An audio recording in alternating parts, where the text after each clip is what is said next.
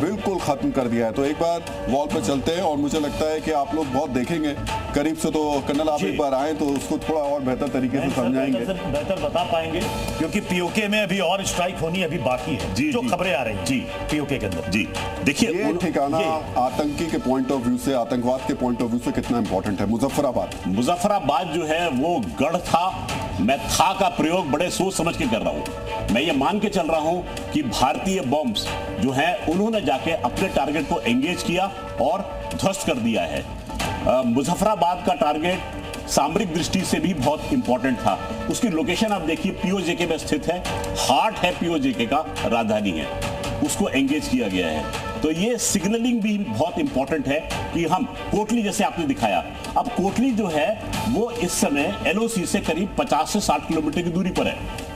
धीरे से ये बता दिया गया कि हम केवल 6-7 किलोमीटर नहीं 60 किलोमीटर अंदर तक घुस के आपको मारेंगे। जैसा कि प्रधानमंत्री ने बोला था कि हम घर में घुस के मारेंगे, एक उसका नमूना ये है। सियालकोट जैसे आप दिखा रहे हैं 17 किलोमीटर दूर, 17 किलोमीटर दूर जो है वो तो हमारी आर्टिलरी भी इसको अपनी जद में ले सकती है। Muridke again very important terrorist camp Jaish e Mohammed का, यहां सुनते हैं 5 टेररिस्ट कैंप्स का क्लस्टर था। उन 5 टेररिस्ट कैंप को ध्वस्त किया गया है, ऐसी जो है वो मेरी सूचना बताती है। गुलपुर का हमने जिक्र किया था, जहां बैठ के इन राक्षसों ने मंत्रणा की थी 22 अप्रैल के हमले की, उसको हमने ध्वस्त किया है। ये एक मैसेज गया है। ऑपरेशन सिंदूर और गुलपुर का एक बहुत बड़ा रिश्ता है। बहावलपुर जैसे आप दिखा रहे हैं आईबी से 100 किलोमीटर दूर, इसको हम बीकानेर में बैठ के इसको हम टारगेट कर सकते हैं। हमारे लिए ये बाएं हाथ का खेल है। बिम्बर गली अगेन इंपॉर्टेंट है, 40 किलोमीटर दूर अंदर तक हमने मार की है। अगेन हमारी बोफोर्स का गोला एक्सटेंडेड रेंज के साथ में लेजर डेजिग्नेटेड इसको पिन पॉइंट टारगेट कर सकता है। मेरा मानना यह है कि हमने हमला जो है वो चारों ओर से किया है।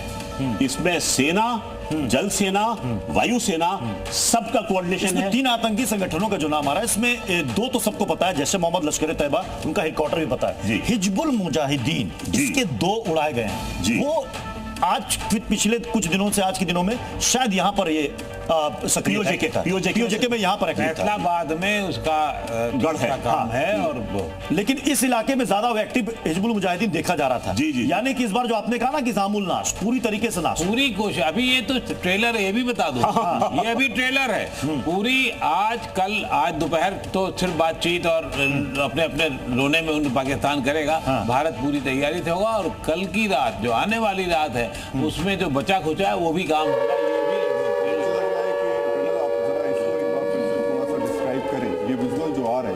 और एक बार मैं कहूंगा कि एक बार फिर से उस विजुअल को डालें इस स्क्रीन पर।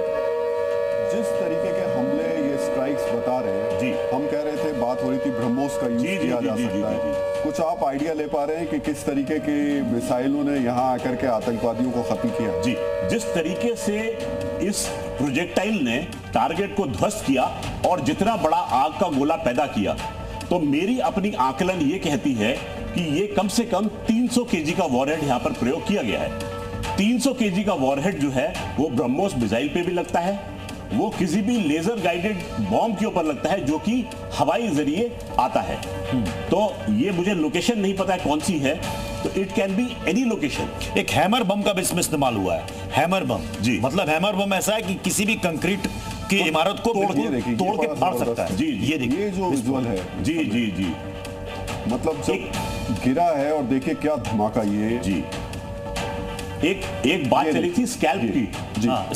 स्कैल्प जो है वो हमारे मिराज 2000 और रफेल जो है वो फायर करते हैं। सब सोनिक बॉम्ब है और वो करीब 450 किलो का पेलोड लेके चलता है। May be this may be one of those target, may be, क्योंकि विजुअल है, क्लैरिटी नहीं है, हमारे पास फॉरेंसिक एविडेंस कुछ नहीं है, हम सिर्फ ये एक वीडियो। लेकिन अगर मान लीजिए कि स्कैल्प है तो वो कितनी बड़ी तबाही करेगा रेंज में? मैं आपको ये बताता चलूं कि मैंने 23 ग्राम एक्सप्लोसिव को अपने सामने फटते हुए देखा है, जिसमें एक व्यक्ति की मृत्यु हो गई थी।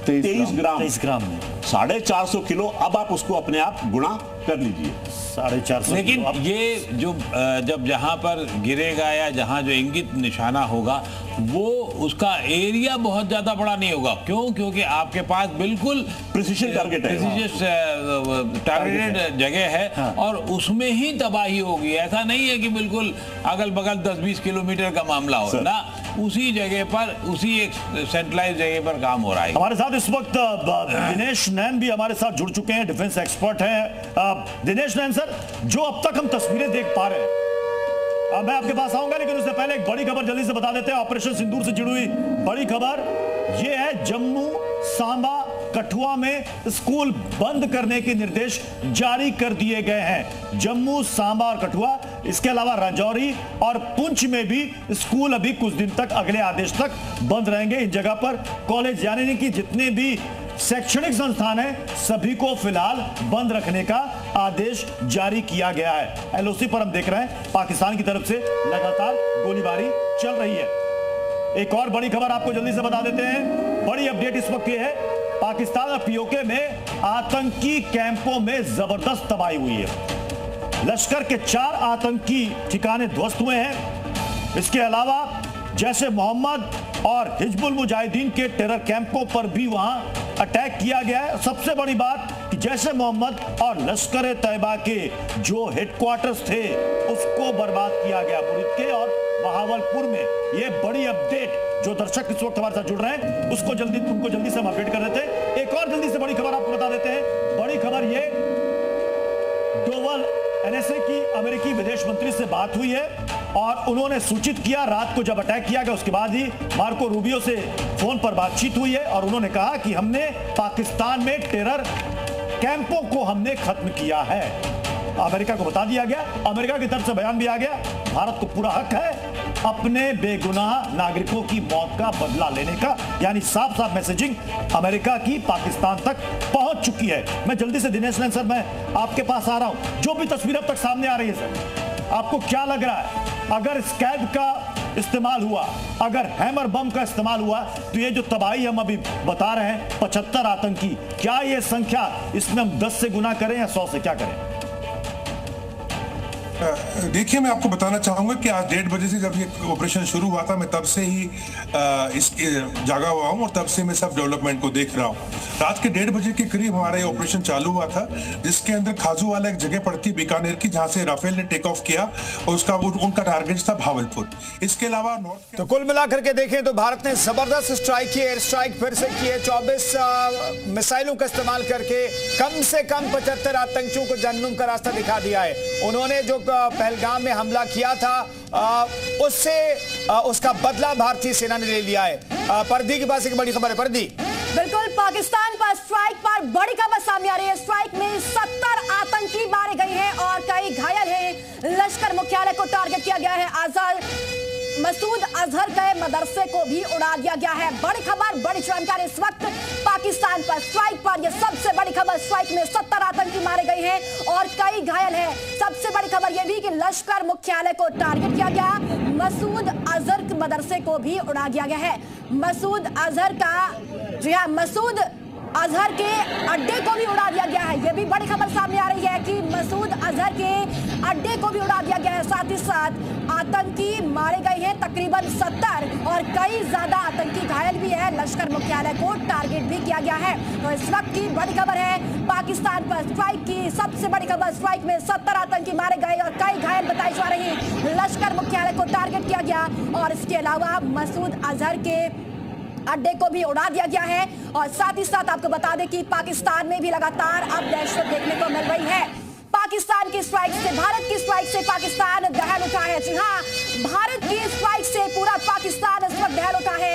48 घंटे की एयर स्पेस बंद कर दिया है। लाहौर एयरपोर्ट को खाली करवाया। एयरपोर्ट से लोगों को घर जाने को कहा गया है। लाहौर एयरपोर्ट पर आपातकाल घोषित कर दिया है। तो लगातार खलबली और दहला और साथ ही साथ पाकिस्तान में जो दहशत है लगातार देखने को मिल रही है। 48 घंटे के लिए एयर स्पेस अब पाकिस्तान ने बंद कर दिया है। साथ ही साथ लाहौर एयरपोर्ट को भी खाली करवा दिया है।